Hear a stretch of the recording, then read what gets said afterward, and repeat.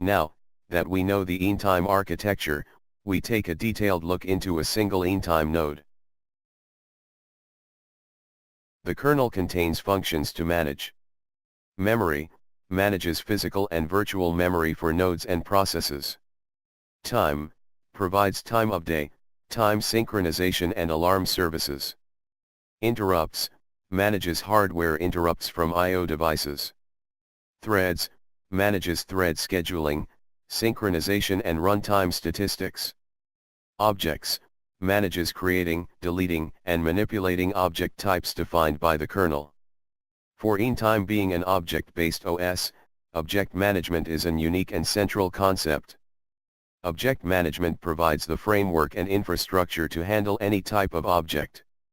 Standard object types always found in an Eantime node are threads, processes, semaphores, regions, mailboxes, message queues and memory objects. Additional object types can be created and controlled during runtime by use of the object management. Additional services and APIs like DSM use and implement additional object types. There are high and low-level objects that differ in the granularity of control allowed for the Eantime application. APIs for high-level objects do parameter validation and prevent an application from endangering system integrity by API calls with inappropriate values. Each high-level object occupies a slot in the GDT allowing additional protection. Low-level objects allow finer granularity, e.g. alarms with resolution of microseconds. They are implemented with structures that reside in the application's memory. The Eantime kernel directly manipulates these structures without validating the parameters used in the kernel call. Services, along with their APIs, add specific functionality to the standard Eantime kernel and API. An application uses these services like any other Eantime API. A service is implemented as a process and can be loaded at runtime. Customers can thus add their own specialized services and APIs that then become accessible to all applications. The system provides a number of services that implement functionality considered mandatory for all systems.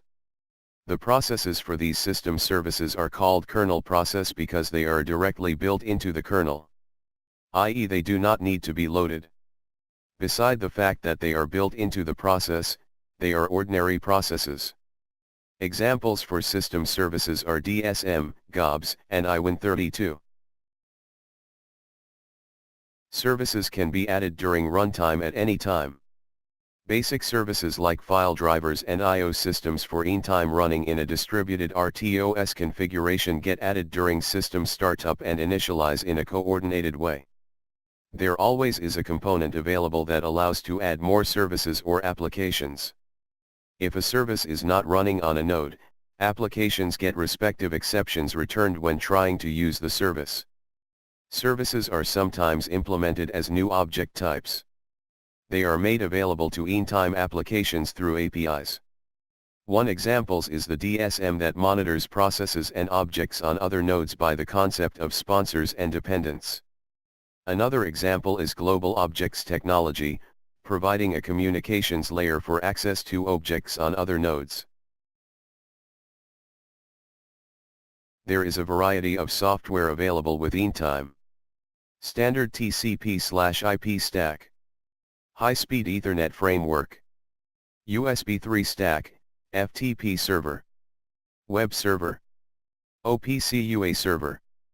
Real-time C/C++ library. Console driver. iWin32 API.